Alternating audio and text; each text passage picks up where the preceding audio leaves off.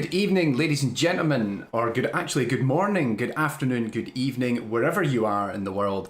Here we go. This is it. It is the very first episode of FDG TV. We've never done this before.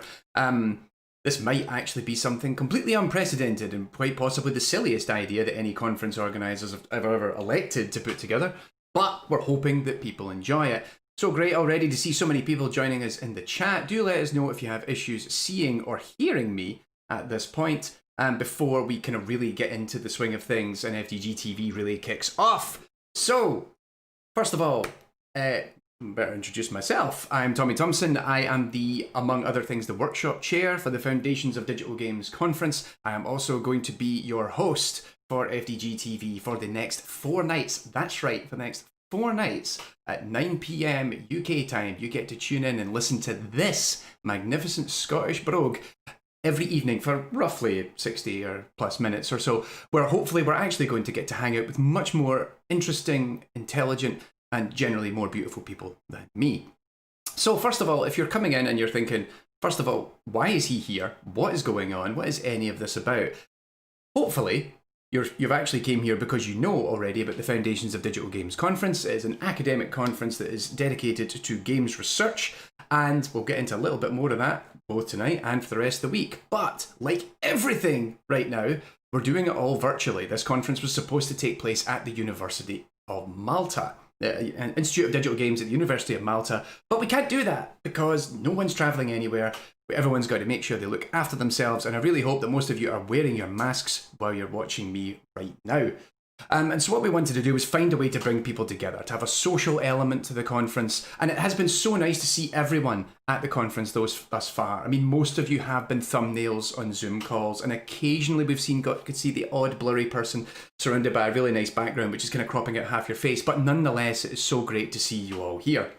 But we wanted to find a way to share what's happening at the conference, to talk about some of the interesting things happening at the conference, but also if you are someone who's maybe never been to FDG, maybe this is your first time coming to the conference, you're not even at the conference, maybe you know me from elsewhere. Some people might know me from the AI and Games YouTube show, because I long since abandoned my academic career and have now became a shill where I pretty much just work as an influencer to try and, just largely make a living just by talking nonsense on the internet. And so that's really how everything came about here, was that the conference organisers, and I want to speak to this very much quickly before we get started, that the main conference organisers, we put together an FDG TV production team, and they've done such a great job in helping put all this together. They reached out to me a couple of weeks ago and said, Tommy, we really want to put together this really great show. It's going to allow people to connect. It's going to allow people to catch up with one another and have a social experience during this conference. And we really wanted to find someone that would bring that energy.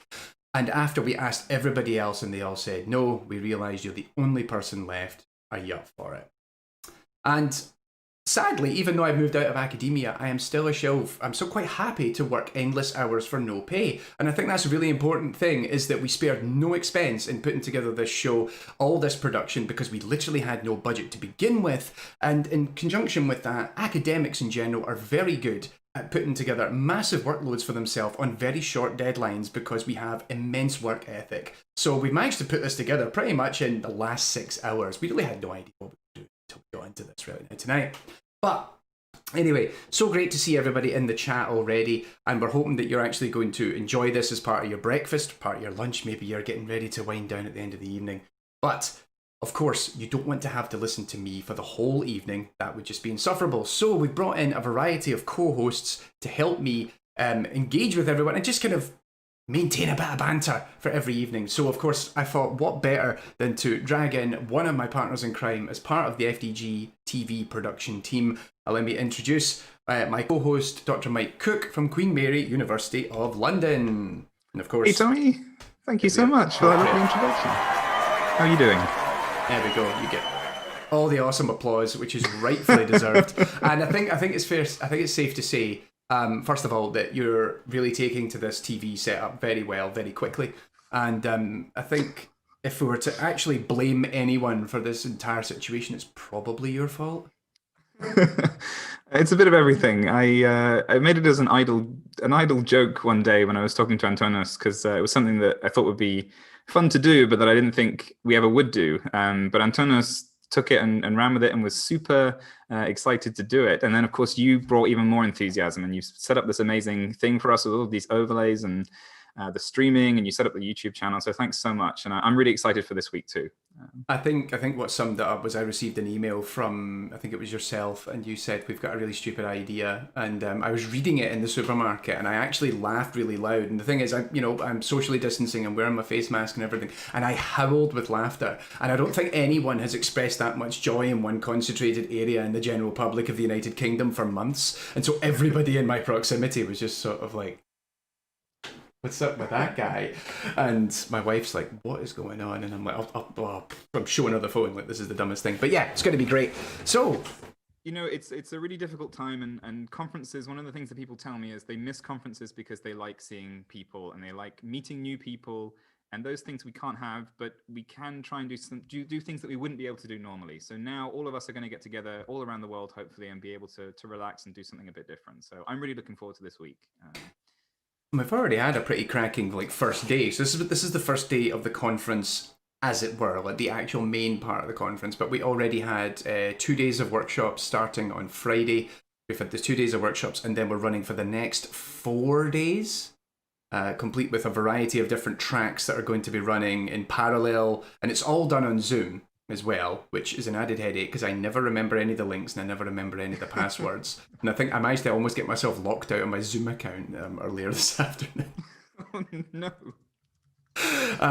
But actually, in your particular capacity, because you're keynotes and panels chair for FTG, and so you've already had the pleasure of welcoming our first keynote to the conference. Tell us a little bit about that.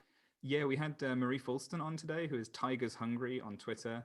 And Marie gave an honestly incredible keynote about her experiences as a curator of video games and kind of an exhibition organizer, an event organizer, and how those things have been changed by the pandemic. And she told these amazing stories of how her perspective has changed, how new events were possible, and how that's influenced kind of her thought process going forwards. And that was really exciting. And we've got 2 amazing keynotes coming tomorrow as well that we'll probably tease at the end of the episode.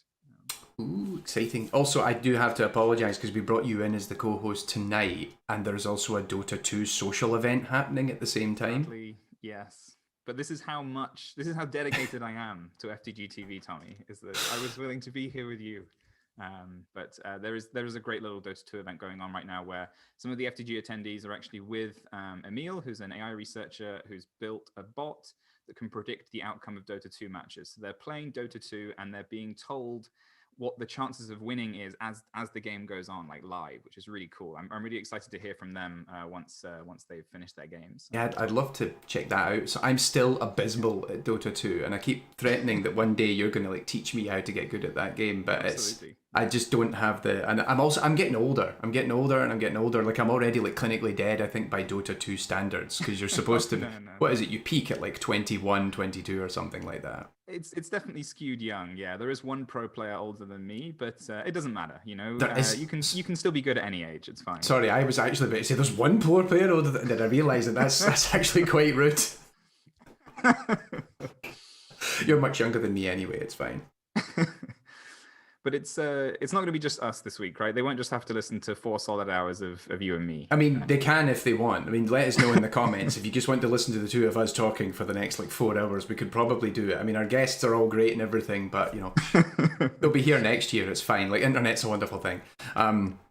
Speaking of, we should probably actually move towards getting our first correspondent. So one of the things we've done is that for the conference, what we're doing is we're creating correspondence. So we have a lot of different tracks that are running at the conference. We have panels that are running. There's competitions, and there's all the social elements as well. So what we wanted to do was to bring in members of the organizational team as correspondents to tell us a little bit about a track that's running, some talks that are happening that, particularly if you're at the conference, maybe you're not aware about it, or you're curious about that particular area and you want to learn a little bit more about it, you can tune in. And I think that'll be really exciting. But we wanted to start off, of course, given that Mike and I are essentially butchering the Foundations of Digital Games name, we thought what better than to actually invite the General Chair of FDG 2020.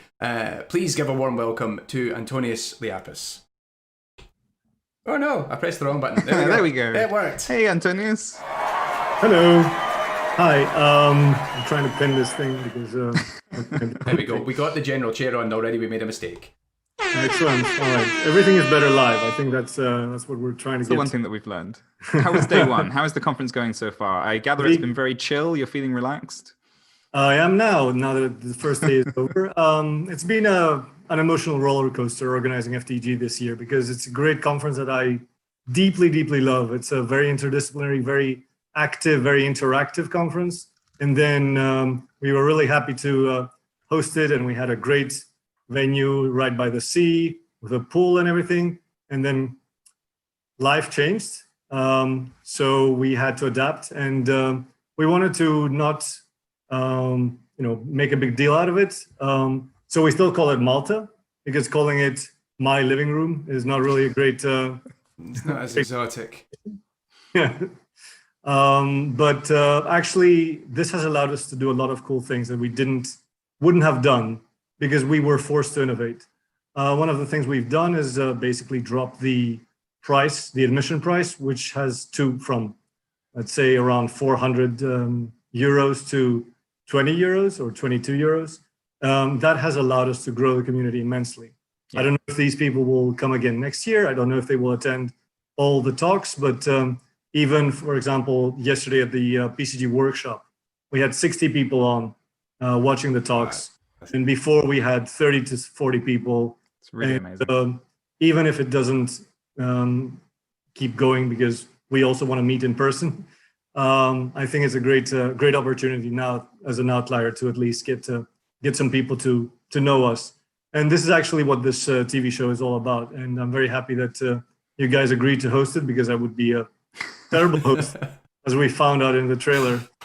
That's absolutely you did great. I deliberately edited you to make you look bad because I just thought, well, why not take a shot at the boss while I've got a chance? And Antonios, is it right that this is the YouTube channel where the talks will be going up afterwards? So if people want to catch the actual conference content, they should hit subscribe. I've always wanted to say that, right. So that they'll know when all the videos start going up in the coming weeks. And there's going to be a raffle for free. No, I'm kidding. A raffle on YouTube? Like no. What are you on about? But yes, like and subscribe, yo. Like and subscribe. Exactly. Come on. Click the button. So there will be we will have a few of the guest speakers on every night here, some selected speakers, but there's a lot more talk. There's 95 presentations over essentially 12 hours of talks, 24 hours of talks during the FDG conference. So we'll try to put everything here right after right after we take a break, because it's a bit hard to organize a conference, especially on Zoom. And so what else have we got in store then? What's the things that you're excited maybe to see, or other than the end, so that you can have a break, I guess. But I'm assuming you're going to be excited to actually see a lot of the events that we've got throughout the rest of the week. I'm excited to see you guys every night. It's really pleasant to spend 10 to 12 in Malta preparing for this. But it's really great. It's a great community way to engage the community and a broader community.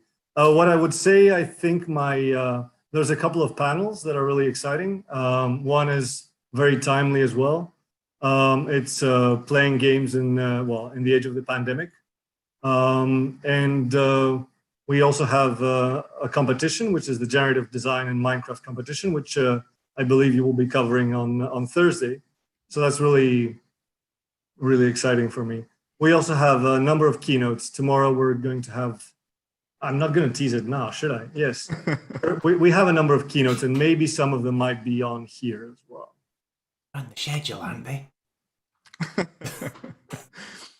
It's really great. I did want to add, Antonios, a lot of people are enjoying FDG, and there's been lots of praise for things like the website and accessibility and the talks and everything, but we know it's been a lot of work for you and a lot of the behind the scenes team as well. And me and Tommy have had to see that firsthand because we've been in the behind the scenes channels in the Discord. You've been doing so much work. So you've really done a great job. The conference has been amazing so far. I mean, the team has been really helpful, and you guys actually, you, Mike, especially. We tried, I remember we were brainstorming in April or May, a number of cool games that we could play during the, on an online conference. And I think we did 3% of that. And then we had this great idea to do a TV show instead, which was, basically the other 97%. So we did great. We got there in the end. Yes. I think what we've done and what's here is going to be great, and the week's going to be cool. Okay, I think Awesome. I've done enough to pat myself on the back. And you guys. Well, thanks for coming with us, Antonios. We'll see you again on Friday, I believe. Yep. And Yes, yeah. we'll check in with you when you're somewhat inebriated as everything is over, and we'll actually get to hear the true insights from Antonios Liapis. Let's find out. Excellent, thank you. All right, so there we go. So this is kind of what we've got in planned, is that we're going to bring in people from the conference and we're going to talk a little bit about a lot of the different events. So we brought Antonios in because, one, like I said, it's really important that we bring in, of course, the main organisers of the conference. That way we don't upset everybody. But also, this is a very unique situation, and this is kind of why FDG TV came about.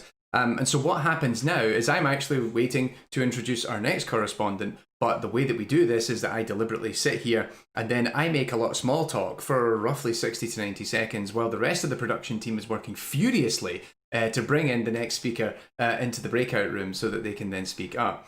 But yes, actually, on that note, really pleased to introduce our next correspondent, who is the track chair for the Games Beyond Entertainment here at FDG 2020, Associate Professor at University of Malta, Stefano Gualeni. Hello and welcome. Oh, I'm going to move to that one and of course give you all the applause. Hey Stefano, thanks very much for coming on tonight. Thank you so much for joining us. How are you doing? Great, and I wanted to thank you for organizing this. I think it's such a great service to the community, and well, we cannot socialize and be friends with one another. At least this is perhaps a weird substitute for being informal and social, I guess. I love it. I think it was a great thing. I would have watched it even if you didn't invite me. That's something. Well, that's even higher praise. It's like, even if we didn't invite you, you would have still been interested to check it out. Yeah, maybe I would have watched less of it. Yeah. I mean, I think to be fair, I probably won't rewatch this after it's done, if I'm honest. Pyrofu is really excited for the honk. Sorry, for the next episode. I was going to say, for everyone in the chat, so actually anybody who's part of FDG TV who's invited in, they can't hear what you're hearing on the soundboard. So you guys at the other end on YouTube are getting to enjoy the full experience. I think for tomorrow I'll try and get in the Untitled Goose Game honk. I think that might be a good sound effect for the soundboard. So anyway, sorry, bringing it back, of course, to our guest. Stefano, so you're the track chair for Games Beyond Entertainment, and that's running over a couple of days here at the conference. Can you tell us a little bit about what that track's about? And what your kind of aspirations as kind of chairing it is, like what you're hoping to see out of it. Right. At the beginning of the conference, Antonios mentioned that it was one of the tracks that gained the most traction, I believe. We had 20 accepted papers for my track, meaning that we will be running not only for a couple of days, but for the entire duration of the conference. We have 5 sessions. What is it about? Well, the name should say it itself, right? Games Beyond Entertainment. However, I wanted, as a chair for this track, something quite particular. I wanted it to play a bit in my suit, right? You probably don't know my work. It's normal. I think you're tech people, the both of you. But I come from philosophy. So I'm trying to use video games to think better, or to use games and game world as thought experiments, which are not typical uses of this kind of technology. Like, we normally use it to, I don't know, test a particular algorithm, or to have fun, to play and join others, to maybe even teach and educate. So I was thinking that this track could be something quite special, like a different use for video game, or a set of different uses for video games and video game worlds. As I was telling Mike before, I was trying with this track to do something a bit different that would be, in a way, distant from a track which is called Games and Education. So I didn't want necessarily to have tracks with the word teach or learn within the title, but something a bit more experimental.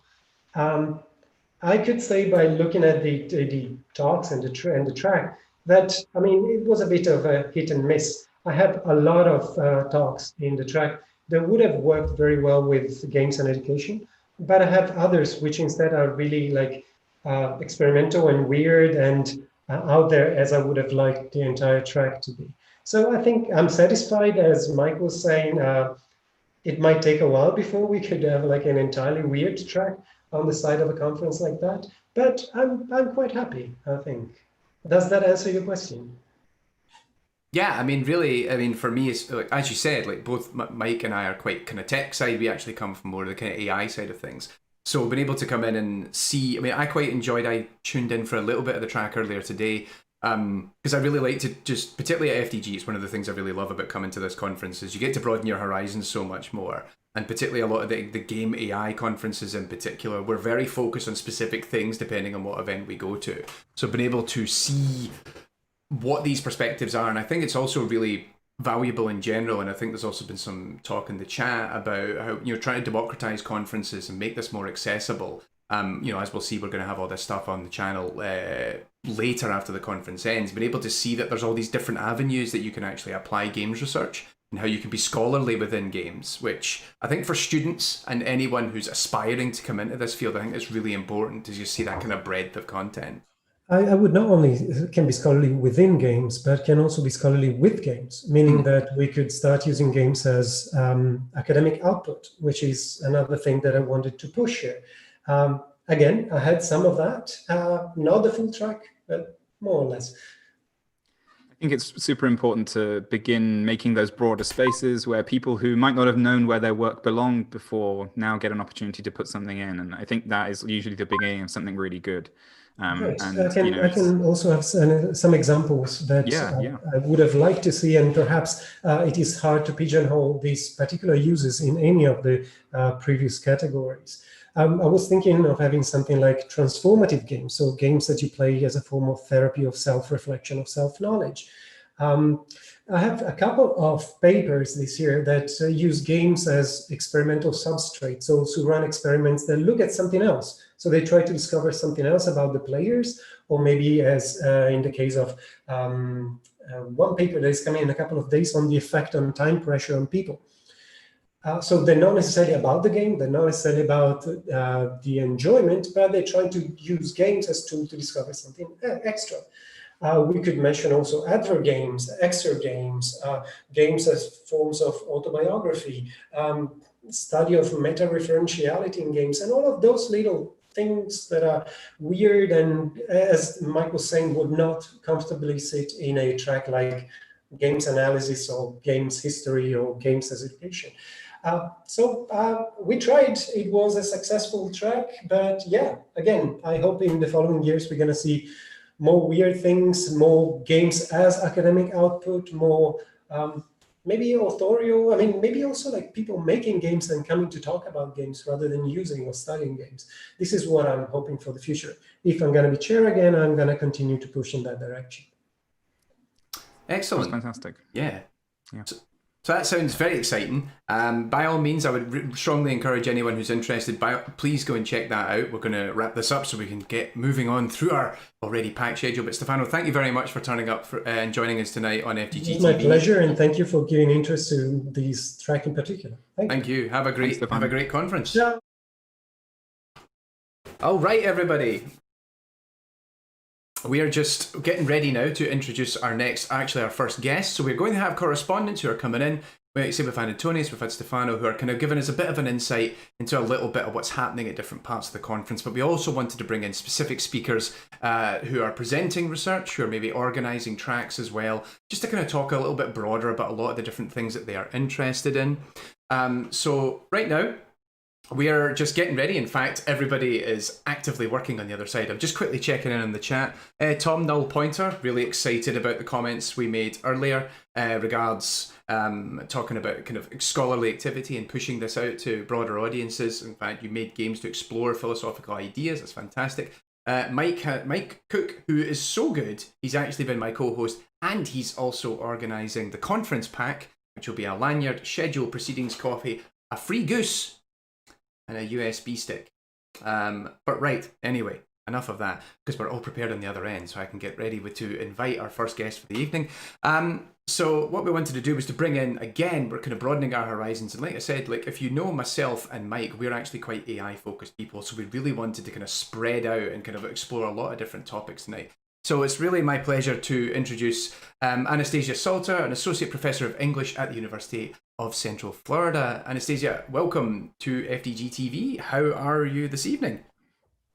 Doing well. Thanks for having me. I guess it's mid-afternoon over in Florida right now. Yes, I feel we lucked out in the time zone structure of this conference. So. Yeah, everyone seems to be really in a different stage. Actually, I tuned into one of the tracks earlier and I could see different people at different stages of their day. So some people literally eating breakfast while on camera, while watching a talk and everything else. But yeah, so thank you again so much for coming on tonight. And also, you're quite active at the conference as well. You have 2 papers, I believe, that are going to be presented during the conference. Can you tell us a little bit more, if this is something you're really excited to tell us? Tell us a little bit about your research and what you're showing at FDG this year. Yeah, I have 2 collaborations here this year. They both were earlier today. So there's slides and such out on Twitter. One is called Party Coasts and Queer Teen Wolves, and that's a look at really the mechanics of the dating simulator and thinking through the kind of the challenges of how you take a genre that is so founded in a very heteronormative, victory-based model of relationships, and is it even possible to kind of have a meaningfully queer play within that space? And that's a collaboration with Mark Kressmar, who's a former UCF TNT student, and then several colleagues and I, Anne Sullivan and Mel Stanfill, have a collaboration looking at crafting and the idea that we can think about kind of crafting as a way to reshape the kind of traditional gendered play of games. Well, to me, that's something that's really important at this time where everyone's kind of rediscovering the domestic sphere, and particularly games like Animal Crossing are drawing all this attention to traditionally what we kind of think of as a casual and highly feminized form of play that's breaking out into mainstream discussions again. And it looks on the surface like, oh, here's this awesome kind of opportunity for crafting and all this visual design being centered in gameplay. But really, when you kind of step back and compare it to actual crafting, there's so much that's lost, and there's so much more we can do with our game systems in representing that type of play. That's the kind of strange thing about crafting in games, right? Is that it has very little to do with craft often, right? It's so distanced from it. It's incredibly reductive, and it's so often very utilitarian. So even when we have aesthetic items like, of course, this old school World of Warcraft player, tailoring had a few of those kind of instances of crafts that were meant more for role playing and kind of character accessorizing than necessarily towards victory, but they were still so very regimented into strict boxes. There's very little of it that a player could actually control or express. And we end up recreating the consumer model, where when we're playing games, we express ourselves through accessorizing, and it's all about kind of the consumption of someone else's designs. Animal Crossing breaks out of that a little because you get to kind of add in some aesthetic control, but it's so much less than what is possible. Yeah. One of the things that was really cool, so Tommy and I both read through both of your papers, and what surprised me in the crafting one was that you looked at Minecraft, World of Warcraft, and Stardew Valley, and Minecraft kind of came out on top, right? It was sort of, there were a couple of things in there that were a little bit different, which surprised me, but it was very nice to see. And I think it sort of surprised us as well, because of those games, Minecraft is the one that all of us were the least invested in, but it's the one that keeps coming to the top of other people's experience of crafting. So it's really interesting to think about how that Lego-like mindset actually allows for something expressive that a lot of these other systems don't. And it was interesting actually because funnily enough, this is my first year playing Animal Crossing. This is my first Animal Crossing with New Horizons. I think I, like many other people, took the plunge. Particularly at this point, I actually did the thing. I bought Doom Eternal and Animal Crossing on the same week, and I actually played more Animal Crossing, which don't tell my YouTube audience, they'll be livid. But one of the things that as you say, so much of the crafting is very functional, and as soon as you said this kind of consumerist approach, I suddenly realized everything that was wrong with my island right now. in Animal Crossing, because I got to that phase where I didn't really know how else to express my my creativity within that space. And what I became very invested in was creating a couple of nice fields for my crops. And then after that, I just kept littering it with rubbish. And now I'm feeling incredibly self-conscious about that and trying to think, how do I go and clean that up and do something more interesting? Like, because if I remember correctly, it's only the clothes, is that the only area that you can customize and is part of the crafting in that game? There's a little more flexibility than that, because you can also kind of create patterns that you can put on the ground and on a few other types of items. So you can do some very interesting landscaping. We've seen people set up political signs and protests. I mean, there's an expressive range to that, kind of to how much you can control the exterior space. It's really interesting. And it's a little flat, because what you're ultimately doing is adding kind of an older flat texture on top of the tiles. But it's pretty cool, kind of in the scope of crafting games. Animal Crossing certainly gives us more than most with that feature. What do you think? So in the paper, there's a nice breakdown of how crafting in games, you point out that it's almost more like production. It's much closer to industrialization and that kind of thing. And what do you think? What are the things that you would really love to see maybe in future games? If someone's watching this and they're an indie designer themselves, or they've got hopes, what is something that you think people should kind of attach onto about the qualities of craft? The persistence of material and the sense of materiality. So for instance, World of Warcraft, if I do tailoring, and I can collect cloth off of any number of people wearing any number of things, and it doesn't matter where the cloth originated from. It has no history, it has no texture. But if I'm making something with fiber arts and reality, the collection of fabric, the choice of fabric is such kind of this intentional part. The materiality of that fabric is reflected in the materiality of the piece. And some of this isn't even that hard. I mean, kind of preserving color, even kind of having the idea that you have to collect off of a certain order or a lot if you really want to make that red gown. That's feasible to kind of maintain some of that materiality. But there's kind of in every craft, there's an element of that. And if there's more of a sense of a connection, kind of a decision-making process behind the material, then the outcomes would necessarily at least feel more expressive. Yeah. I think there's so much scope in particular for that to kind of filter through into multiplayer games, where there's something really meaningful about making something for someone. I really love that idea. And it's so rare that you get to do it in games. And to have this kind of, to actually know that someone actually had to understand something about the materials they were working with or the processes, it adds so much more to this thing that you're giving someone. It's not just that you're giving them some end game buff that helps them do a raid better.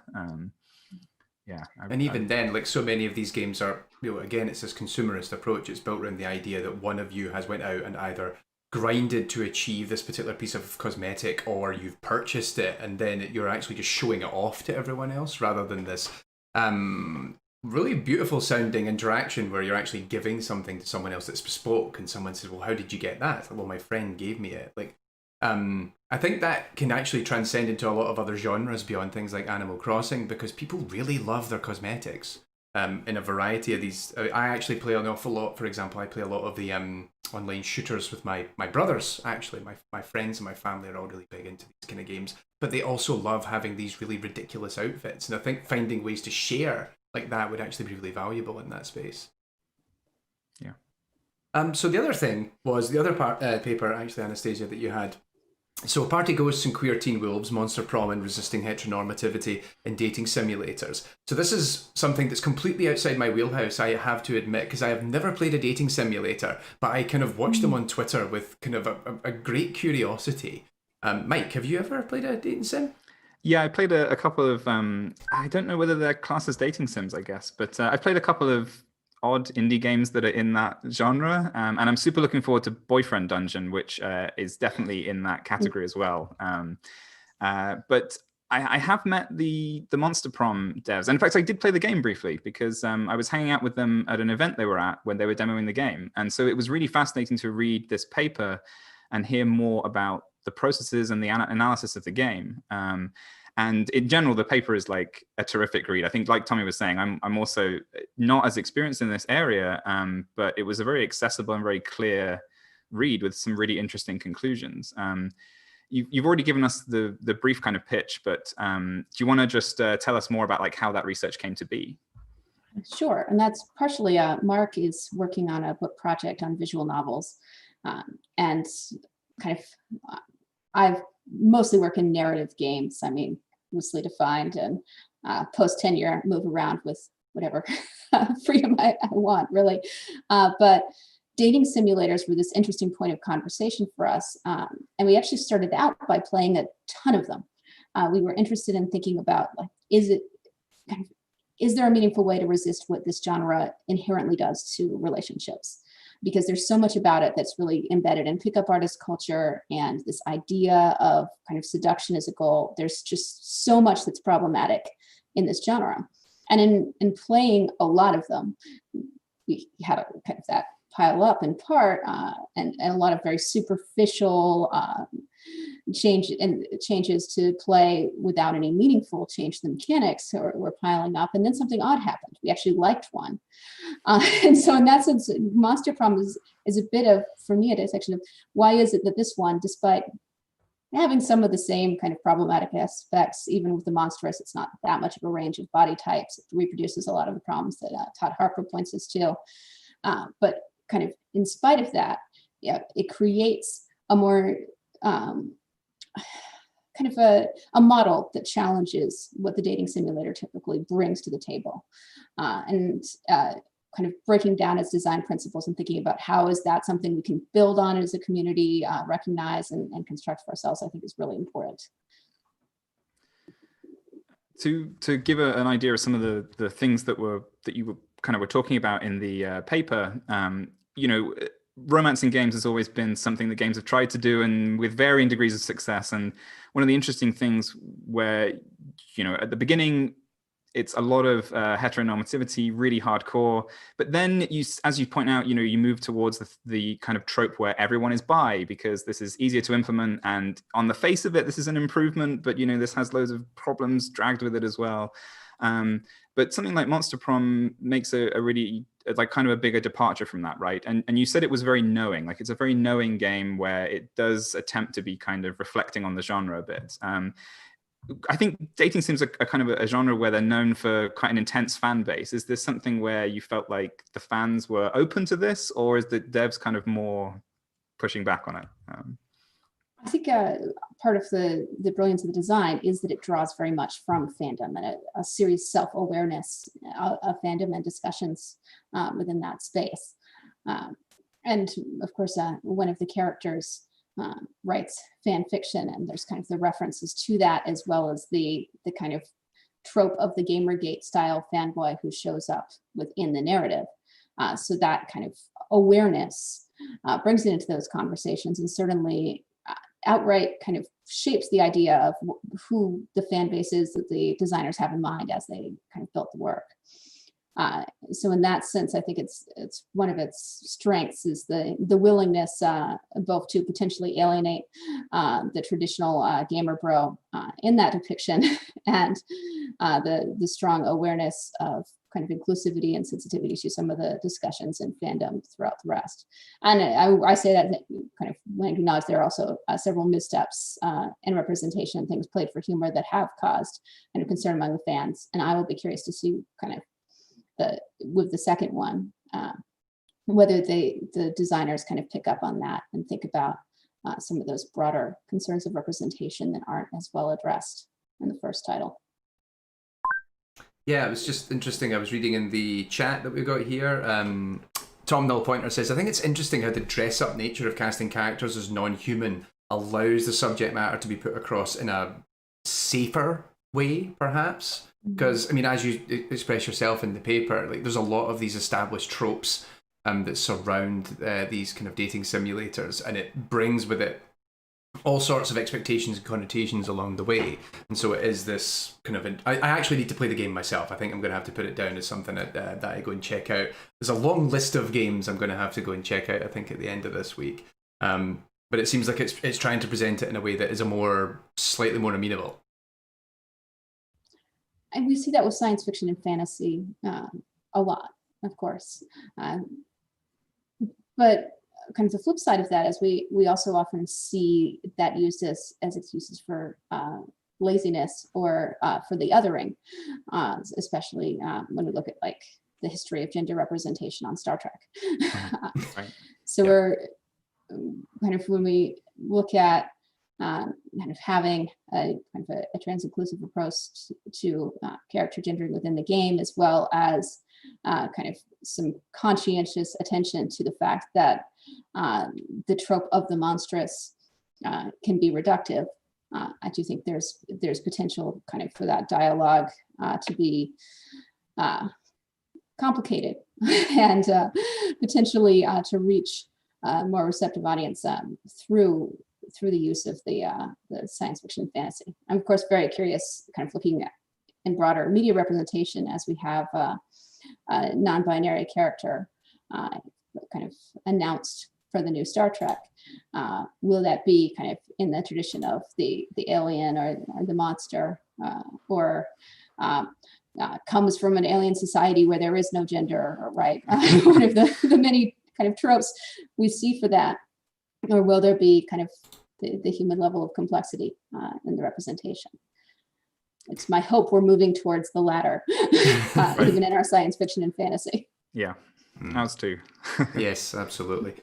So as we're wrapping up, because we'll continue to work through our program for this evening, what else are you working on at the moment? What's your next, once FDG is done and dusted, have you got another project that you've already got in the wheelhouse, or are you looking to just maybe take some downtime and focus on something else? Like what's next for you?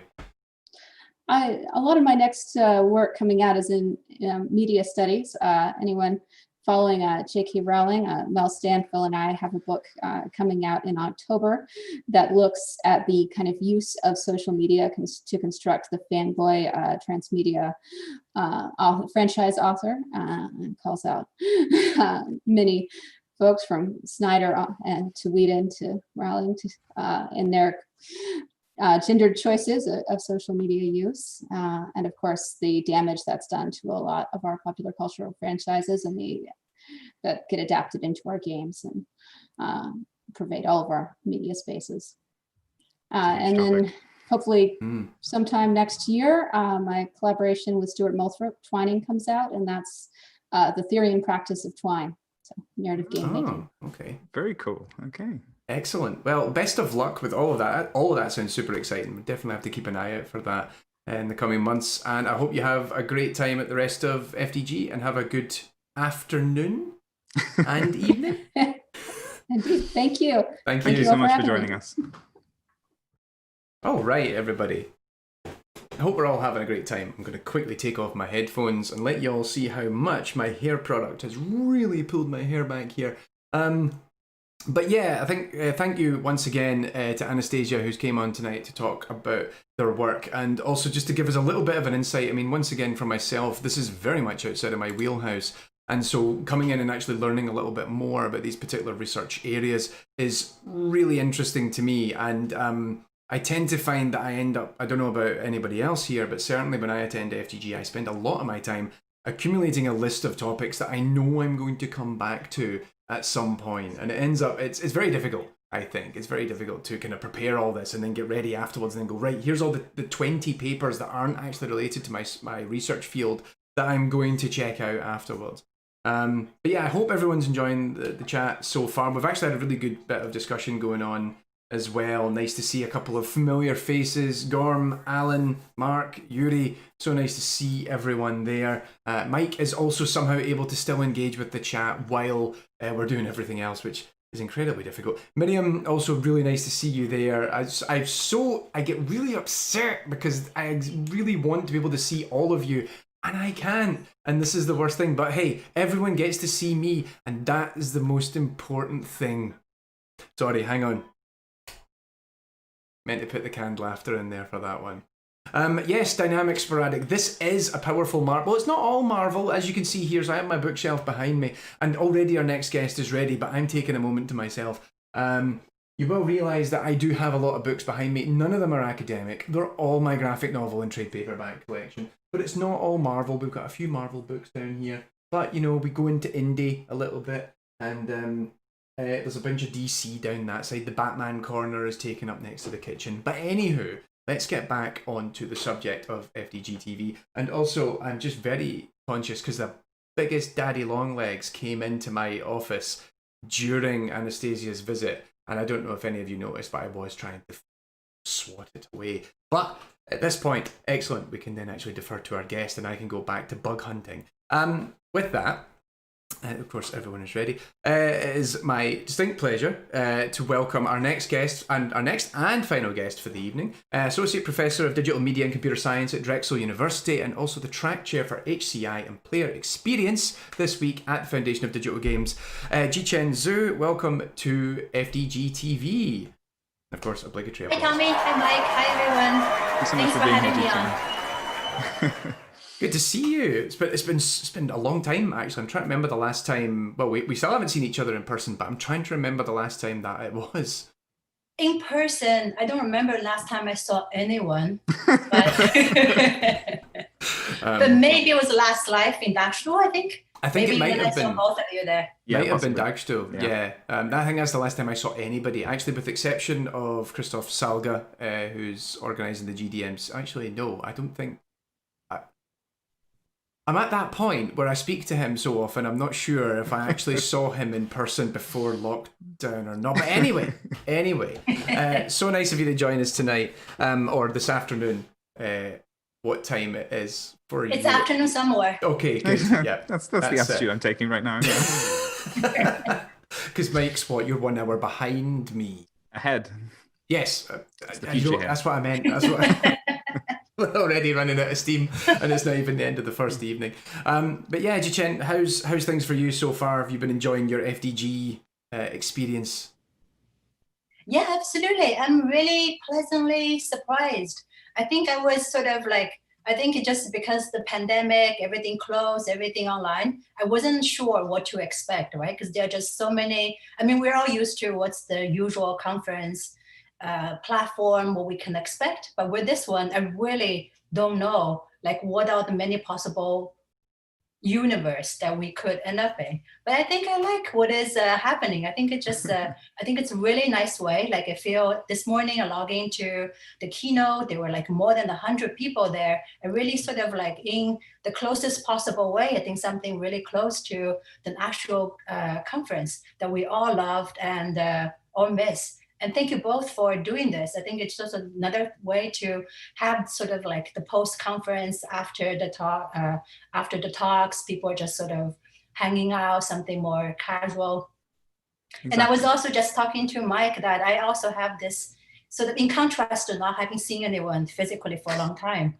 But then I feel like this morning and also yesterday, every single social media platform I turn on, Mike was there. Like, I just don't know how many, at this point, how many versions of Mike we have now. I'm not going to lie, I feel slightly threatened because I'm pretty sure, like, YouTube is my domain now for the most part. Like, in terms of the academics, I think I now own YouTube, and Mike kind of owns Twitter. And so now he's like, oh, I want to do a YouTube show with you. And I'm like, oh man, he's just encroaching on my territory. Like, we've already got 35 viewers now, and I think the channel's already got like 20 odd subscribers. So that's it. I feel like I'm feeling massively threatened at this. 34 subscribers. 34 subscribers. I have a team of interns who do all my tweeting for me nowadays. I don't do any of it myself. Jichen, thank you so much for coming on, because it's actually a big deadline week for you, right? You must be so tired. You're working on a big paper, and there's so much work going on, as well as the conference. Yeah, I think it's been quite an interesting experience. I think a lot of people in the HCI track might also be experiencing sort of like the three things happening at the same time. Right, yeah. Like FDG, there are just so many papers, so many ideas, so many people I haven't seen that I want to really tune in. But at the same time, this is the CHI deadline week. So this is sort of like the once a year big conference deadline. We all try our best to submit. And also at the same time, it's also the beginning of the school year for many, many people. So all these things, it's, I think 2020 is just the year that keeps getting better. The problem is you feel like you have to be at all of it, right? Because it's all happening remotely. So, you know, if you were at FDG, you wouldn't be thinking about the teaching as much. Yeah, exactly. Yeah. Yeah, absolutely. But we're getting through it.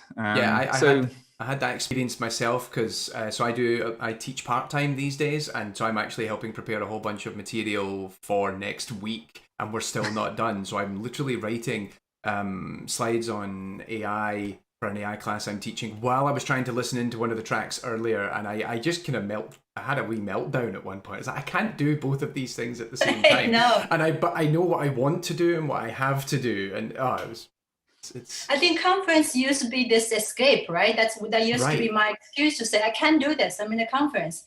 Now I just sort of my excuse for multiplying myself, saying yes, I can do this too.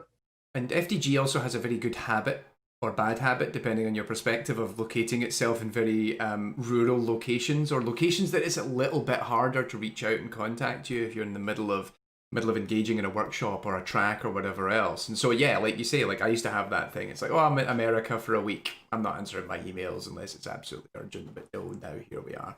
But anyway, so in amongst all of this, you're also the track chair for HCI and Player Experience, which I believe is going to be running on Wednesday and Friday this week. So it's been split up across 2 days, so people can check it in and check it out. So what should we be looking out for at the track? What do you think are the interesting topics that are going to be broached there? There are many. I think, as a matter of fact, I think already started today. I think as far as I can remember, I think we have a session every single day throughout the conference. So overall this year, we received about 30 submissions across different forms to the track. And out of those, we accepted seven papers and 6 posters. So there's a lot of content to look forward to. So a couple of things that stand out this year. The first one is just sort of the variety of topic.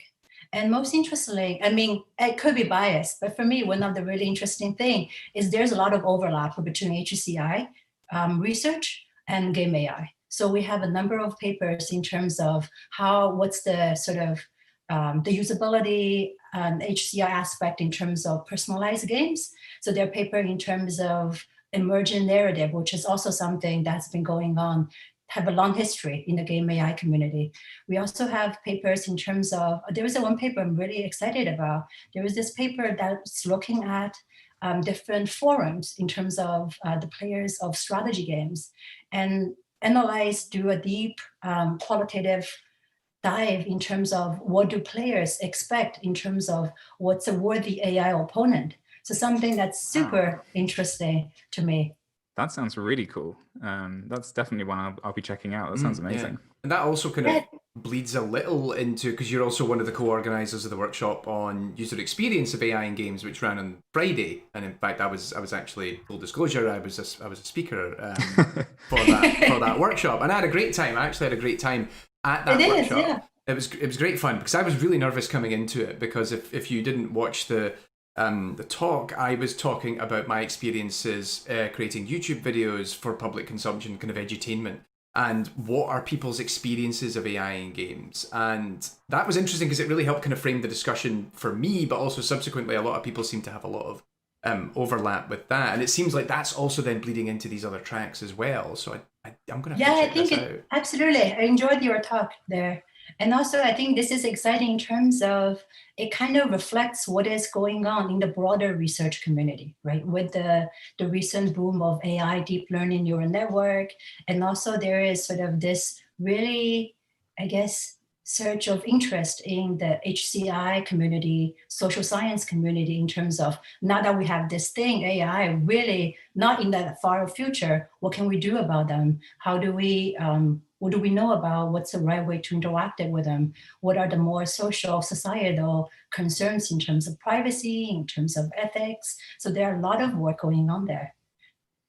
So in addition to all the papers related to AI, so I'm also very excited about there is a wide range of varieties. So we have papers on VR in terms of how can you help players to jump better in the platform games through VR. We have also really exciting, we have a paper on sort of like how do you use voice interface to control game characters. So in addition to sort of just the usual tactile based or just keyboard or controller, now you have a different modality in terms of how we interact with games, with game characters. what's the good design implications there. So there are a range of really interesting topics this year. Very excited. That's amazing. That VR paper in particular sounds really interesting to me, because actually I've worked on VR projects in the last year or so, and if you've never done this before, this is completely out your wheelhouse for anyone in the audience, like this is actually like there's so many things that are design tenets that we now establish of how to move in VR space, but certain interactions are still like completely just ill-defined or ill-formed and just really, really awkward to try and put together. And one of those interesting things about that is as soon as you make a mistake, the chance of inducing nausea in the user spikes like at this ridiculous degree. So actually, like something about like just jumping, because even walking in VR is actually quite difficult at times. So the idea of like exploring jumping, that's something I'm absolutely interested in checking out. And Jichen, there's also been a lot of variety in your own work as well, because you've got 3 papers at the conference, including a Best Paper nomination, which is about game personalization, if I'm right. Do you want to just tell us a little bit about that quickly? Because that sounds like a really cool paper. Oh yeah, thank you. So we gave the presentation this morning. COVID times, it's hard to know whether it was this morning or was yesterday. I believe it's this morning. And so basically in that paper, we are trying to essentially look at the game personalization research, which up to this point has been mostly done through the game AI, the more algorithmic side. We want to sort of turn it around and trying to see how do we reframe this really rich body of work from the more human-centered point of view. So essentially what we did is we used a von Neumann theory in terms of the sort of the cognitive theory in terms of how people take, I guess, minute-to-minute actions in terms of how we form a goal, and then that goal leads into different steps of execution. And then we observe what our actions produce in the world, and we evaluate how or whether it gets us closer to our goal, and then sort of this whole feedback loop. So essentially we use that as a framework to look at the different aspects of how game AI research has been in trying to identify new open problems that we can work on. Cool. We talk about personalization a lot. I know this was something which goes back a very, very long way. I remember being told about it before I was even a PhD student, and I imagine you're both the same.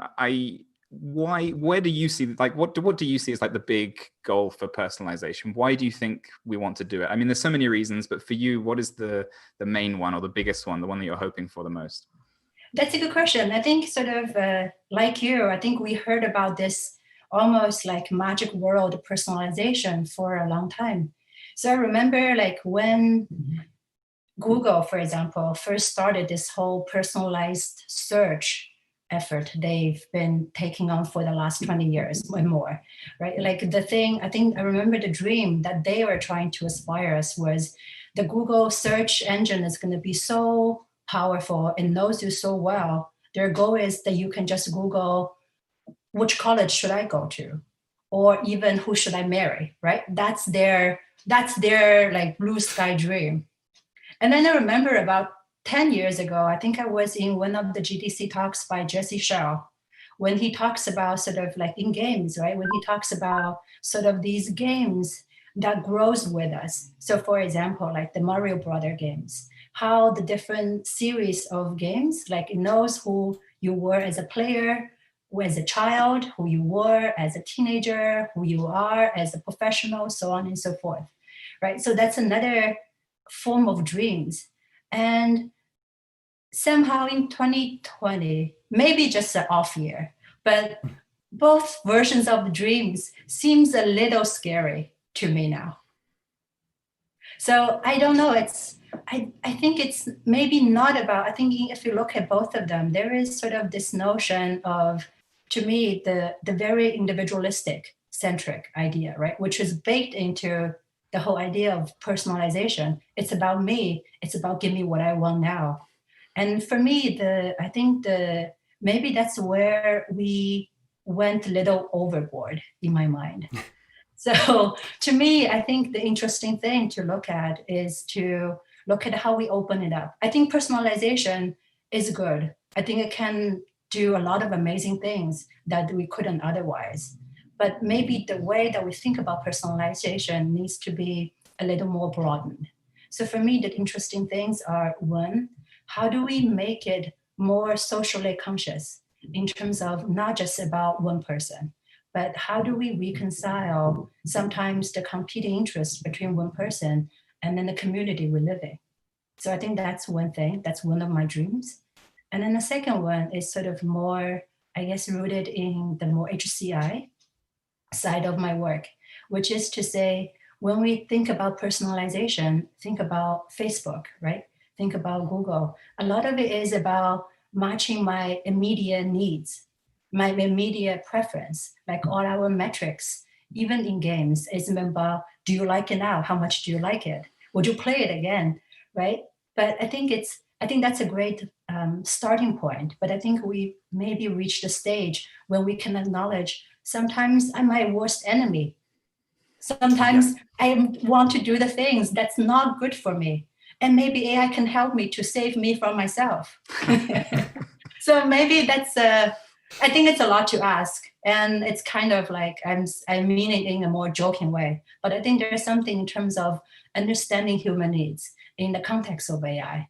I think that's another of my goals here. It's a lovely reflective point. Yeah.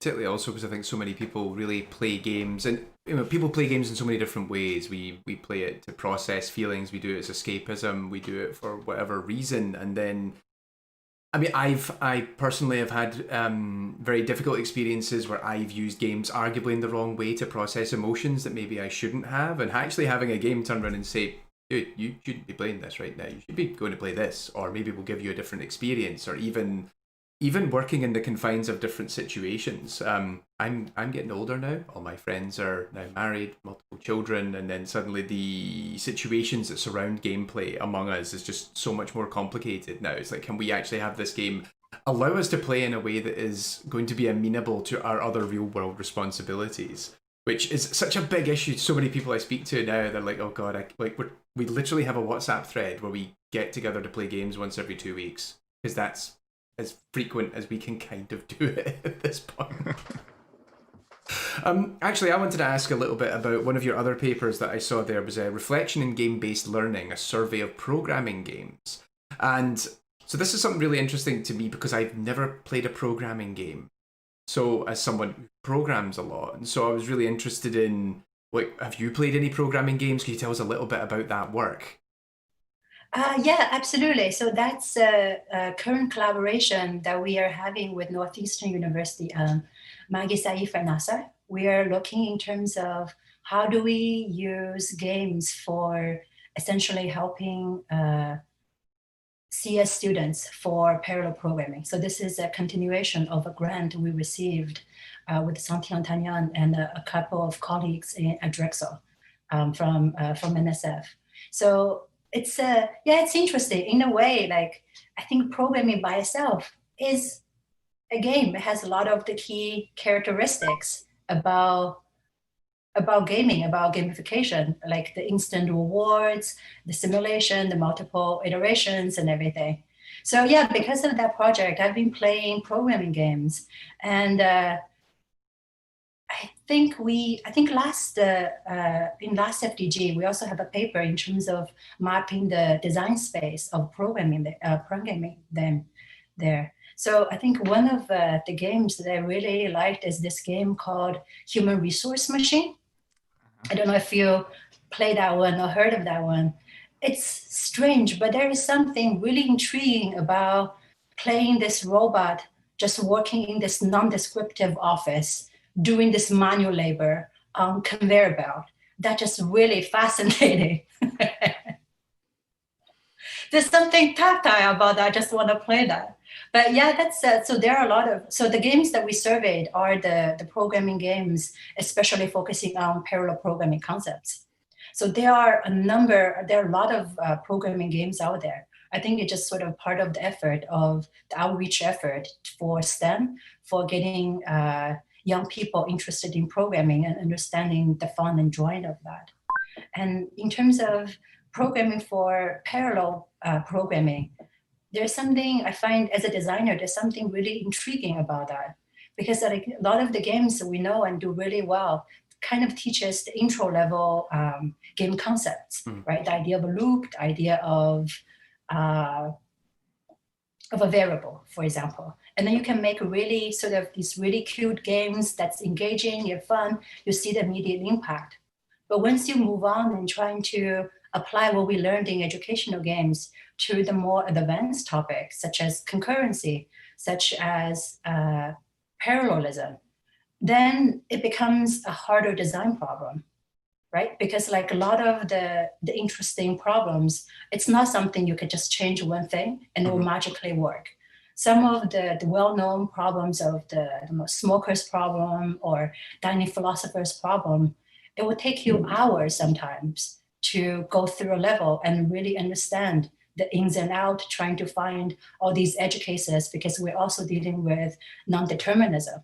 So I think as a designer, I find it's really interesting challenge in the sense of how do you scaffold this process? How do you still make it fun and having the rewards for people? Because there's so many ways you can solve this problem or not solve this problem. And how do you provide them the things that they need?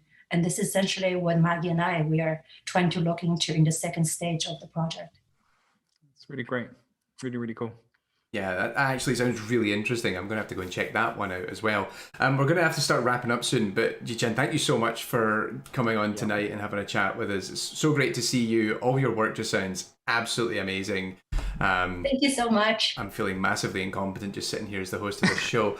But yeah, thank you once again so much, and I hope you have a great time at the rest of the conference. Good luck Thank with your you deadline. for doing this. It's really fun.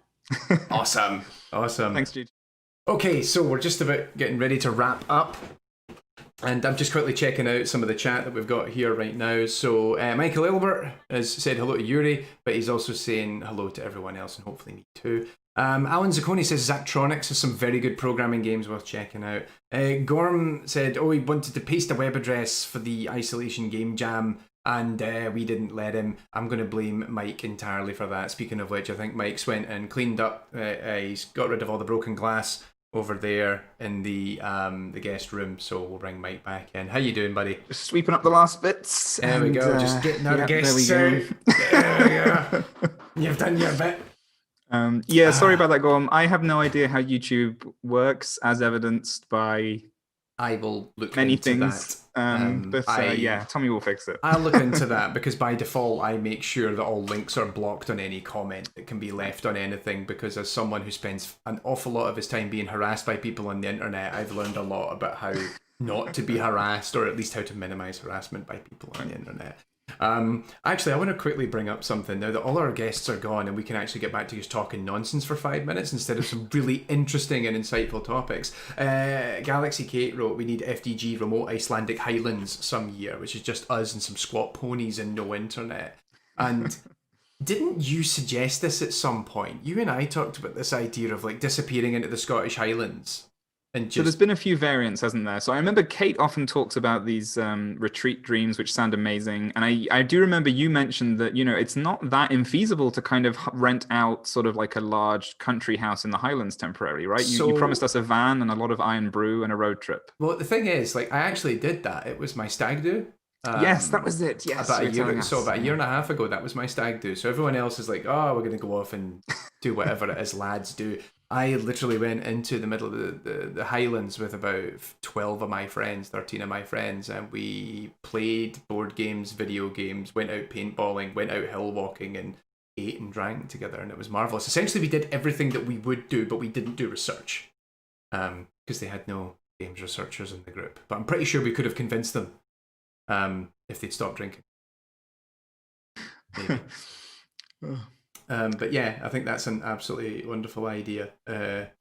Also, it's like picks up a few dozen discarded coffee cups and conference flyers out of nostalgia. Just like, are they what's on the floor? Just is that all you've got? It's just like empty coffee cups and just conference flyers for FDG 2021. I'm really conscious now, because I believe we're pretty much just getting ready to wrap up. But I know full well that Antonios who, as we had him already on as a correspondent, one of the things that Antonios is doing is Antonios makes sure that the rest of the show runs smoothly. So what none of you are seeing, if you're watching on YouTube right now, is we're just getting berated in our separate chat channel right now to just shut up and get it done. But with that, we'll start wrapping up. Mike, can you tell us a little bit what's going to be happening at FDG tomorrow? So are we talking about the conference itself, or let's face it, what is now the breakout hit of FDG? I think that's what I'm hearing everyone say. What I'm thinking is we tell them what's going to happen at the conference. Like, we'll say a few things about that, and then we'll get into the good stuff. What's happening on FDG TV tomorrow night? So some big stuff happening tomorrow. We have got a keynote from the illustrious Tom Betts, who I believe is in the chat. Yes. He's an independent game developer. He's going to be talking to us about procedural generation. We've got Sahara Sadi, who is going to be talking about AI in content production. She is the AI research lead at King Digital, that massive mobile games company. We've got a panel about games as story generators, I think, if my notes are correct. It might be the other panel, but I hope it isn't. I think I've got it the right way around. And that's going to be a really, really cool panel discussing just the capacity of games to tell stories with players, with designers. The panel's amazing. And we've got a great show lined up for FDG TV as well, right? I won't be here, but the lineup is amazing. One of the things to actually stress is that, so Mike, you'll be back with me on Friday. I will indeed. But we are going to be alternating the co-hosts a little bit for the remainder of the evening. Sadly, you're stuck with me every night because nobody else wants the job of running the show. But I believe tomorrow night it is Julian Tegelius, I believe, that is going to be joining as a co-host, which means that either this is going to, tomorrow night's FDG TV will be the best or the worst episode of FDG TV. And I say that with absolute love and respect to Julian. But yeah, the two of us together is just generally a nightmare. You and I are much better behaved, I think. We're sort of we're like the Hugh Grant and the Gerard Butler of the games of the game. I won't ask you to say which one is which. I did just want to make a quick point here, which is that FDG is a really broad conference with a lot of tracks, a lot of topics. And we've done our best to try and bring on people from different parts of the conference, because like Tommy's saying, we're both kind of AI people. And Antonios is, for that matter. Antonios is as well. And any of the lacking in the schedule is completely down to me, because we did our best. But so the co-host, for instance, Julian is another AI person, but we're hoping that our guests and correspondents are going to be from different tracks, and you're going to get a real flavor of the breadth of this. So tomorrow we should tell them who else is on tomorrow, maybe. Please do. Do you have that ready? I do, yeah. So our two correspondents, we've got, that's totally cool. I've been focusing on tonight. We've got Miriam El-Adhari, who is also in the chat right now, I believe. She'll be talking about the panel, Games as Story Generators, which suggests that it was the right panel tomorrow, because otherwise we wouldn't have scheduled Miriam to come and talk. Smooth. We'll also have Jethro Shell. He is the track chair of the Game Technology track. He'll be coming on to talk about that.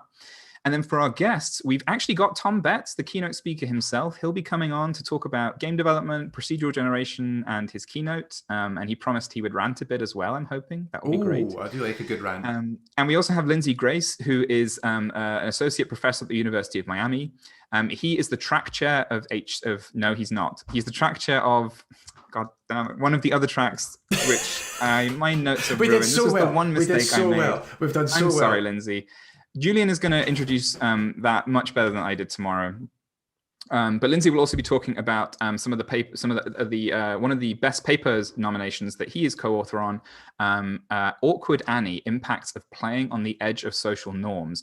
And it's a really interesting study paper about how people react to social norms being violated when posed with questions in different ways. It's a super cool paper.